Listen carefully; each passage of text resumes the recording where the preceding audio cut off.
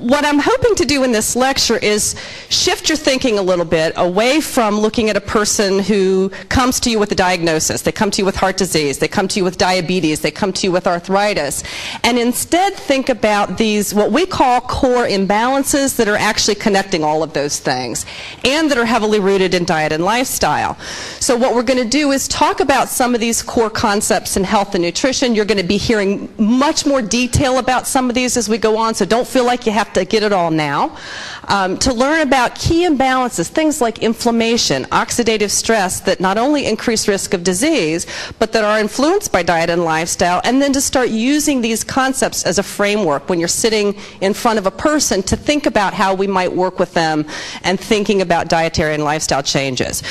So Dr. Briggs this morning talked about looking at some of the research in NCAM, and one of the things she mentioned was the recognition that symptoms do matter and life's little miseries do make a difference.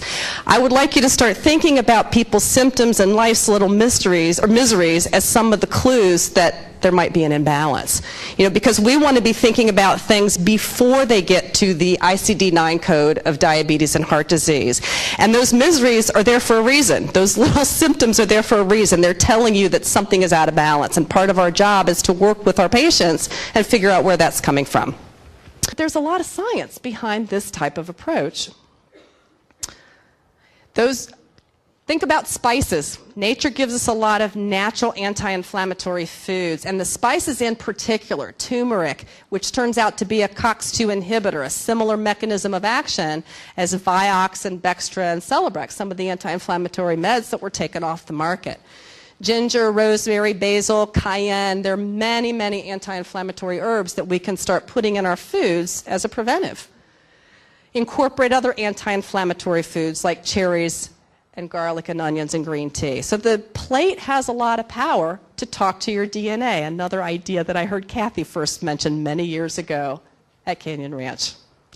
So you don't have to know every single nutrient and how it's going to show up clinically. You need to have your resource that you can refer to. Oh, this person has cracked nails. I'm going to look and see if I can find that on that list and see what nutrients that's going to clue me into. But there are some that I see over and over and over again on a daily basis that I think you do need to know about, because if you pick and focus your efforts on those four, you have the power to impact a lot of people's health, okay? So magnesium. You know, if you look at NHANES data, you'd predict that 70% of Americans don't get enough magnesium based on their diets. Okay? Dietary sources of magnesium include things like fish and nuts and seeds and leafy greens.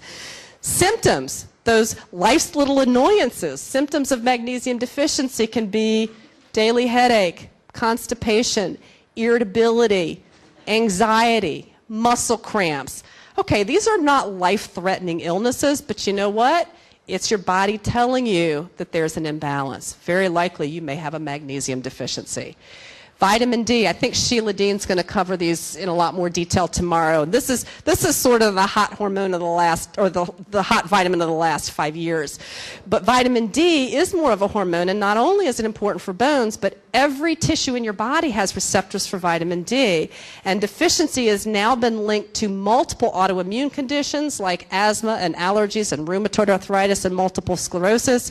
17 different cancers, poor prognosis after melanoma, congestive heart failure, diabetes, it goes on and on and on. How many of you are measuring vitamin Ds in your practice? You seeing a lot of people in the normal range or not? The vast majority are not. How many of you have had your own vitamin D level done? Those of you who haven't, go home and get it checked. I would strongly encourage you to get it checked. Symptoms of vitamin D deficiency may just be aching and stiffness. One study found, I guess I'm getting into Sheila Dean stuff. One study found in people going to a rheumatology clinic in Minnesota with fibromyalgia, over 95% of them were vitamin D deficient. When they corrected the deficiency, a lot of the symptoms went away. B vitamins, particularly folic acid, B6, and B12, have been linked to depression, memory problems, and problems with detoxification, and omega-3s, as we heard from John. Another thing we see over and over again in our practice, people aren't getting enough. And that's associated with higher risk of metabolic syndrome, heart disease, inflammation, depression, preeclampsia, etc.